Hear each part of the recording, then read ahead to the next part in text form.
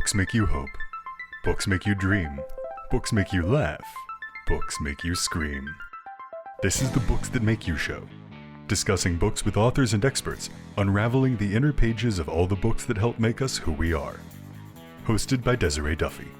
Welcome to the Books That Make You show. I'm your host, Desiree Duffy, and we are talking about books that make you mash up genres. What happens when we love more than one genre? Well, we mash them up, of course. Romantic suspense is one of those mashups that people seem to really love. Often breaking typical genre tropes can really expand a book's audience. Men, for example, typically not a romance genre demographic, well, they might find that they really like genres that have suspense or spies, mystery or thriller components to them. And that is just the case with the books our guest author writes. Lori Matthews is the author of Smash and Grab, as well as Break and Enter, which are part of the Callaghan Security Series. Her books are categorized as romantic suspense, and they cross into multiple genres. Now, Lori was raised in Canada, grew up in a home full of readers who often argued about whose turn it was to make the tea. Yeah, tea and books, the best thing ever, right? Influenced by the Harlequin novels that her mom used to leave around the house, as well as Agatha Christie novels, Lori dabbled in writing in high school and then took it up seriously after earning her 2 degrees and getting married and having kids. Today, she does it all in her home in Princeton, New Jersey. Lori, hello. Welcome to the show. Hello, Desiree. Thank you so much for having me. I am excited to talk to you about this because it's so fun when people start reading outside of their genres because you mash things up. So let's talk about this. Romantic suspense. Can you describe that? Sure. So romantic suspense, in the technical sort of angle on it, is often referred to as 50-50. So you're doing 50% suspense and 50% romance, or 50% mystery sort of and 50% romance, or something close to that division. But really what it is romance novel that has another layer, a mystery layer or a suspense layer or like an action layer to it. That's more than just about the story of the romance. And this sounds similar in many ways to cozy mysteries because a lot of times those are mysteries, obviously, and they have usually some kind of a romantic storyline. Can you tell me how your writing compares to cozies? Because it seems like if you like cozy mysteries, people might like your books too. For sure. Cozy mysteries are near and dear to my heart. They're one of my favorite genres. So a romantic suspense is very similar, except that the romance happens within that one book usually. So with a cozy, it's a series and the romance happens slowly over time. And with a romantic suspense, it happens in the pages usually of that one book. Excellent, excellent. And it seems to a lot of times cozy mysteries have a food or drink component to them as well. Yes, it's true. They usually have a small town type of component that is more predominant and part of the story in that way. And so there's a chef or somebody who runs a cafe and that type of thing. And although that can happen very easily in romantic suspense, it doesn't necessarily have to be there. Certainly with the romantic suspense that I write, they're set in New York and they have a bigger sort of setting and they travel all over the world. So it's less sort of physically specifically in one area, which cozies tend to be in one area. Mm-hmm, mm-hmm. That's one of the reasons they feel cozy, because you're kind of snuggled into this one little small town. So let's set the stage for your book series. Can you describe it a little bit more? So we're set in New York. They're traveling the world. Tell us the setup. So there are 3 brothers, the Callaghan brothers, and their dad retired. He moved to Florida because that's what all New Yorkers, when they retire, do. Yeah. I used to live in New York, so I always say that with a laugh because actually at one point I went down to Florida from New York because that's what everybody does. And I was a librarian at the time for New York Public Library. And then I moved down to Florida. And believe it or not, I had the same patrons. Literally the same people walked through my door. Wow. So when I decided to write this, I realized if he was leaving, he was definitely going from New York to Florida. Mm-hmm. So the three brothers have taken over the company and they've expanded it. It was a smaller home security type company and they've expanded into several different areas, including personal security and cybersecurity. So the stories, the first one, Break and Enter, starts with the youngest brother actually starting the whole personal security arm of it and taking on this client. And so it actually starts in Venice and then comes back over to Long Island, and then they're in the city. Okay. And is this part of the reason, do you believe, that men seem drawn to, well, at least the first book, right? Break and Enter. You had a lot of men reading it, correct? Yes. So because it's a romantic suspense, and often, men shy away from the word romance, mm-hmm. the suspense part draws them in. And I have a cute little story I'll tell you. A friend had my book, and she was working closely with another woman and said, "Oh, you need to buy this book. It's really good." And the lady did, which I greatly appreciate. And she had it at home, and her husband was sick. And he was home and he was bored.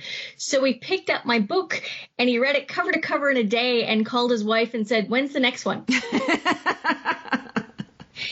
And I had to laugh, but I also, I asked questions. And it's because, so my books have a lot of action. I consider they're similar. If you're looking at movies, it would be similar to something like a Mission Impossible, mm-hmm. where there's always a romantic element. Now, in the romantic suspense genre, it's a little bit more pronounced than, say, in a Mission Impossible movie. But it's that same type of thing where romance is in the underlying of the fabric of it. And it still has a lot of action and a lot of adventure. And once it starts, it sort of doesn't stop throughout the whole book. And I think that men are really drawn to that. And they enjoy that aspect of it, and they can sort of tolerate. That's what I told them. Mm-hmm. I can tolerate the romance because I like the action. Secretly, I think they're fans, but that's okay. They don't have to admit it. Well, and that's so true. I mean, let's face it. Every genre has at least one B storyline or a B, a C storyline. And usually that B storyline, no matter what, is a romantic storyline. So I think it's interesting because you're really just amping that romance factor up a little bit, because you're right, it's comparable to Mission Impossible or so many other action, suspense, mystery, types that are out there. Yes, I think it's just appealing in that way. Because in life, there's always another relationship underlying. None of us are all by ourselves just in a box. So it reflects that more in the romantic suspense that, yes, you can run around and be saving the world, but you're going to stop and have a moment and have a cup of tea. So I think it's your tea moment, or, stop and just breathe for a second. And that's when that relationship is formed. I love it. So let's talk a little bit. We discussed the male characters. Tell us about your female characters. So for this series, I decided I wanted to do sort of, in a sense, the antithesis of myself, in that I was a librarian and I taught. And I thought it would be so much fun because normally when you read romance, it's always the bad boy. Mm-hmm. So I decided my characters would be the bad girl characters, meaning they're on the wrong side of the law. And I thought it would be so much more interesting if they had jobs or things that they did that were, something that was the antithesis of what the heroes were after in life. So in the first one, Break and Enter, she's a thief, and proudly a thief, mm-hmm. And I really liked that. It was fun to write. And she is what she calls an asset repossession agent, meaning if you dated this guy and he broke your heart and you had given him your grandfather's watch and he refuses to give it back, you would hire my heroine to steal it back for you. Oh, so she's a little bit like Robin Hood. Exactly. But she is nevertheless a thief. There's no way around it. She really is a thief. And I really liked setting up my characters that way, my ladies, because I wanted them to be strong in their own right and know what they wanted, in their own world, and be the masters of their own world. Because in my books, I like to have my heroes and heroines to be equal. Just like the romance and the suspense are equal, well, the man and the woman are equal. They're on equal footing. In their own worlds, they're the master of their own domain type thing. And I really liked it, the setup of the ladies being equally as strong as the man and saying, no, this is what I do and you're not going to change me. No, I know it's not what you like and I know you don't think it's a good thing, but too bad. Live with it or don't. Mm-hmm, mm-hmm. So would you consider your female characters, feminists? Yes, in the sense that they're not going to subjugate themselves in any way to any man like that. They are, this is who I am, accept me or don't. It's, a very sort of, in a sense, male approach, or what we think of as a male approach.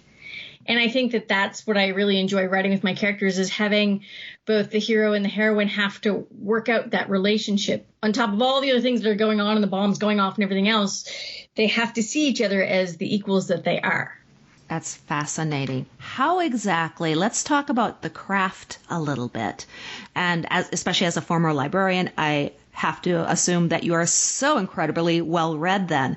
Are you drawing inspiration from classic characters in literature, real people? How are you actually pulling them together? So I don't, it's so funny. You would think in all that I've read and everything that I would be able to do it that way and draw from classic characters, but I don't really. My characters come to me sort of fully formed. They appear one day with names and I can see their faces and I have details on them, and I actually end up filling out dating profiles for them. So, I do, because then you have to answer all these intense questions. And when you do that for your character, you get to know them so well. So I create my characters from an idea, I think, of, I want my heroines to be very strong. So in my mind, who is a strong woman? And I think of some of my friends or family or things like that, like who stands out to me and what it is about them that I think is strong. And then I put that together with the rest of the image that has come to me. And it sort of fills in its own blanks in a way. And this character gets created. And it's a lot of fun because it's like playing God. You get to create your own people, because I think of them as people. And it's great fun, but it's also sometimes daunting because they sort of, and it sounds crazy, I know, but they sort of talk to me all the time. And sometimes they're talking so fast and you're trying to write and be on top of it. And then sometimes they just stop talking and you're like, no, wait, you can't stop talking. Now's my moment. What's going on? So It's kind of fun in that way, but some days it's a little stressful. Lori, you are not crazy. Trust me, I talk to authors all the time, and I hear that again and again about how the characters talk to them. The characters will come in almost demanding to be heard.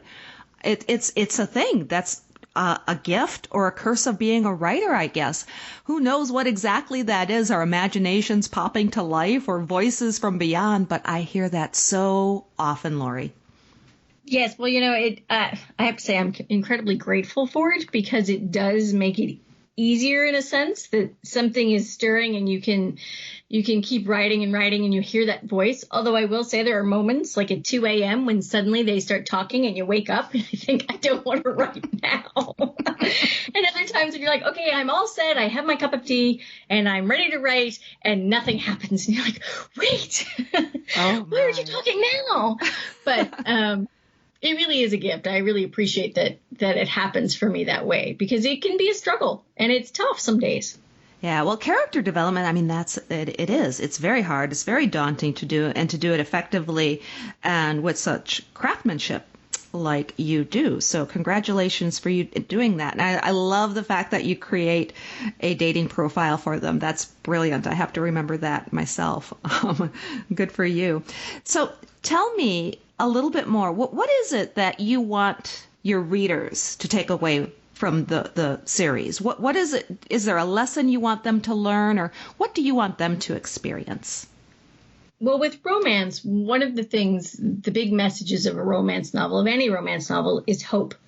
Romance is really all about hope and about, I think having a good relationship, healthy relationships, recognizing what that means. But also for me personally, what I want people to take away is simply the joy of reading, the joy of getting completely lost in a book and coming to the end and being thrilled that it all wrapped up and being sad that the book is over. You know, it's my favorite feeling in the world when you're totally engrossed in a book and you flip that last page and it's so satisfying, and yet you're so like, no, don't. I don't want it to be over. And that's what I want people to get from my books. Just joy, just that feeling of being immersed in something for a while, that you get to escape all your problems or all the issues or anything else. You know, I think it's so important, especially, you know, in what's going on today, to just be able to escape sometimes. That is so true. I like, too, the little story that I read about you while you were growing up, because it sounds like you were in a home that encouraged reading. Your mother was a reader. And just the idea that, okay, whose turn is it to get up, put your book down, and make the tea? Because you're right, reading becomes an experience. It gives us a way to escape. And there's just something that is so visceral and so satisfactory in reading and curling up, literally, with that good book. It's so true. I thank my mom and my dad.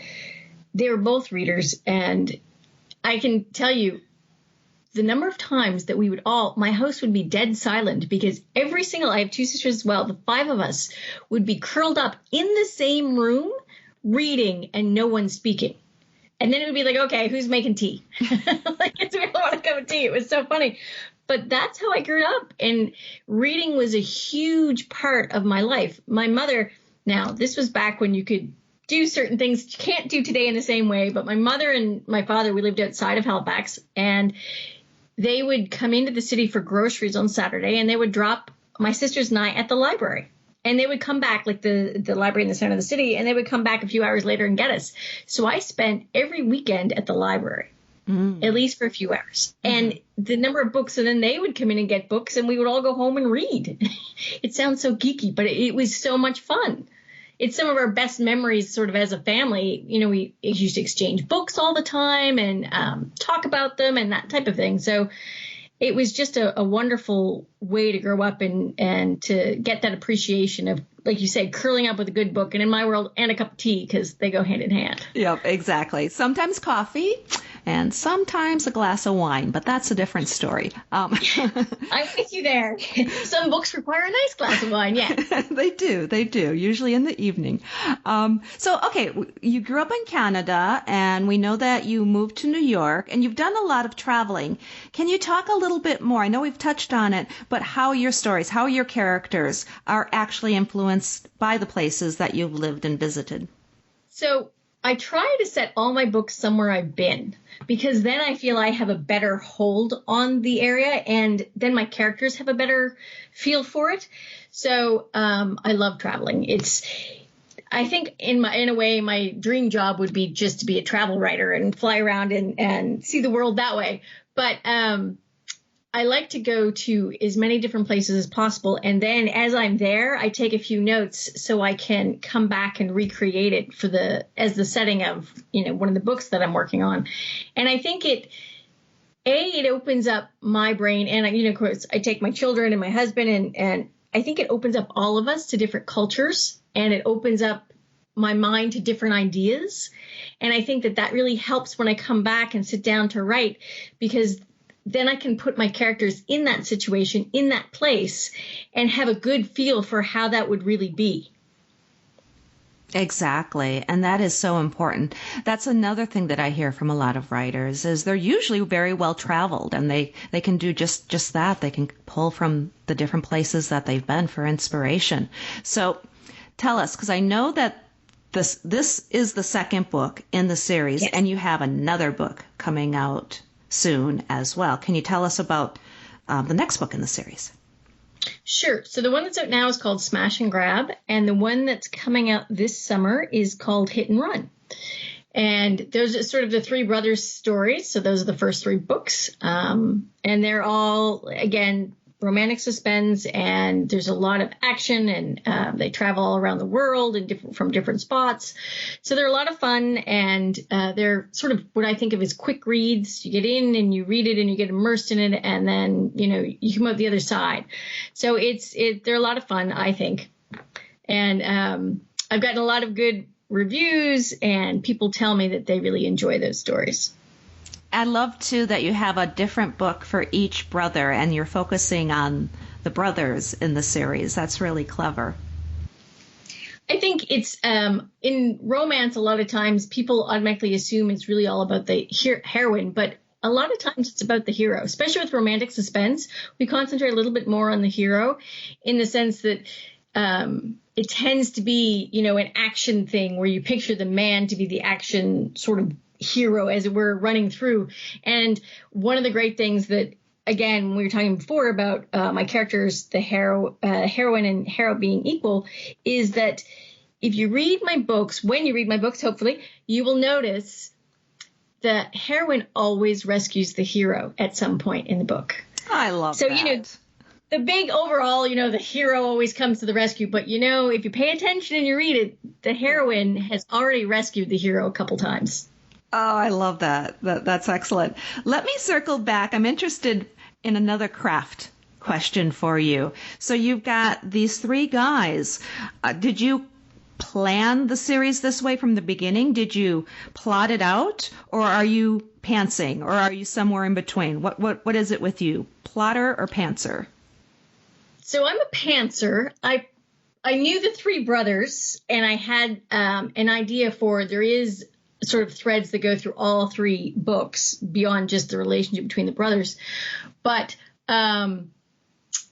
each individual book, I have to say I'm a pantser. I'm trying to be better about it because being a pantser can be a little intense at times. So I have a few plot points that I know I want to hit. In the first book, I knew I wanted to have this specific explosion. In the second book, I knew that there was going to be this car accident. In the third book, I knew that how they were going to escape this Alaskan town. I'm not going to tell you what it is, but it's going to be very funky, and I knew it going in.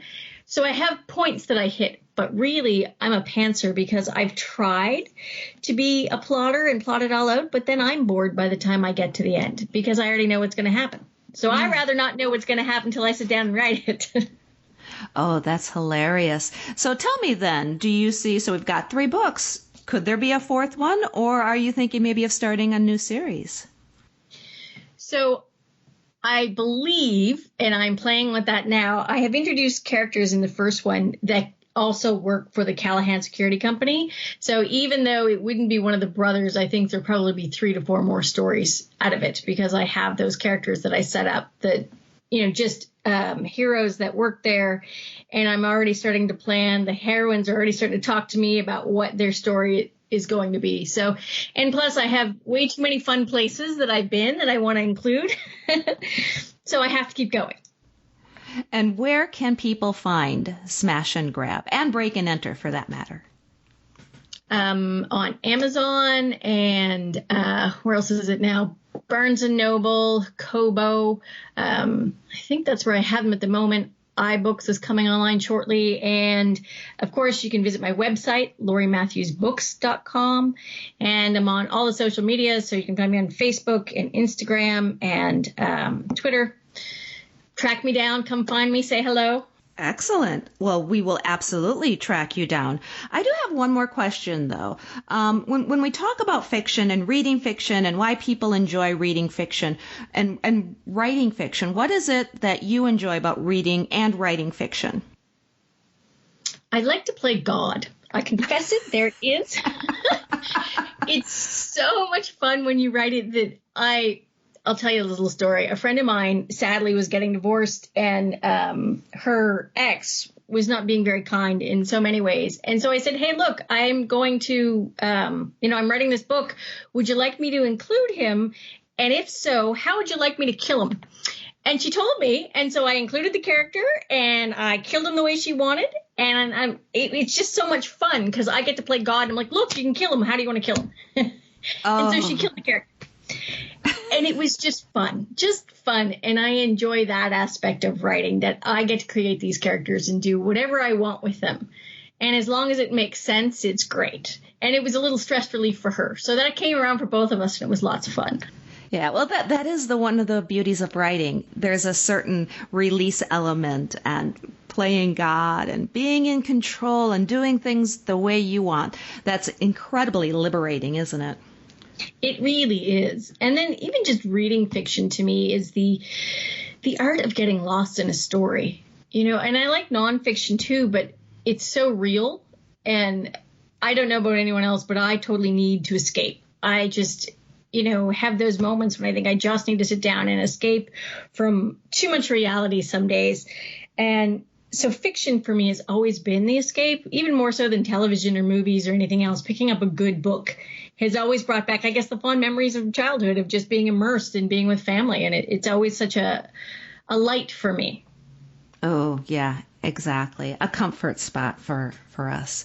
Laurie Matthews, this has been an incredible interview. Thank you so much. I appreciate it. And Laurie Matthews is the author of Smash and Grab, which is available now, as well as Break and Enter, the first book. And these are part of the Callaghan Security Series, a series of books about 3 men who are captivated in this romantic suspense type situation, which is absolutely brilliant. Laurie, can you tell us one more time where people can find your website, find you on social media?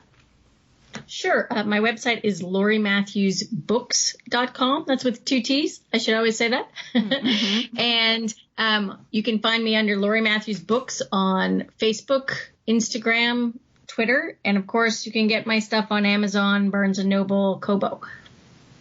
Fantastic. Laurie, again, thank you so much for joining us today on the Books That Make You show. Thank you. And once again, everybody, all of my bookish buddies, my name is Desiree Duffy, your host of the Books That Make You show. Thank you for joining us here today. And you can always find out more on our website. That is booksthatmakeyou.com. You can also follow us on Facebook and Instagram.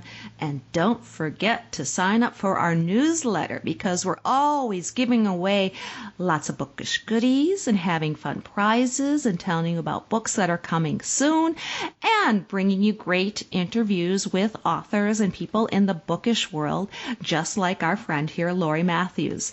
Until next time, please enjoy all of the books that make you exactly who you are. The executive producer for Books That Make You is Desiree Duffy. Produced and sound mastered by Phil Giangrande. Engineering by Dave Nabox. Social media and promotion by Bree Sweeter. For more, visit booksthatmakeyou.com.